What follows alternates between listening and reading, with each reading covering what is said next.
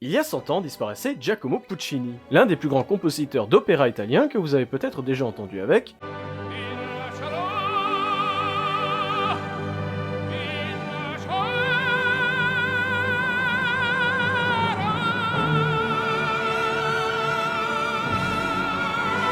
Alors vous vous demandez peut-être pourquoi je vous en parle. Eh bien c'est parce qu'il est décédé à Bruxelles. Il faut savoir que Puccini était un gros fumeur. Fin 1923, il commence à se plaindre de douleurs chroniques à la gorge et plus tard le diagnostic tombe, un cancer avancé de la gorge le ronge. Opérer serait futile, alors on lui propose une radiothérapie expérimentale proposée à de rares endroits dont une clinique à Bruxelles. Dans un premier temps, l'état de santé de Puccini s'améliore, au point qu'il se remet à fumer et à boire. Bon. Mais alors que le traitement est déjà éprouvant en l'état, c'en est trop pour son corps qui ne suit plus. Le 29 novembre 1924, Giacomo Puccini meurt de complications suite à une crise cardiaque. À l'annonce de sa mort, à Rome, une représentation de la bohème est carrément interrompue et l'orchestre entonne la marche funèbre de Chopin.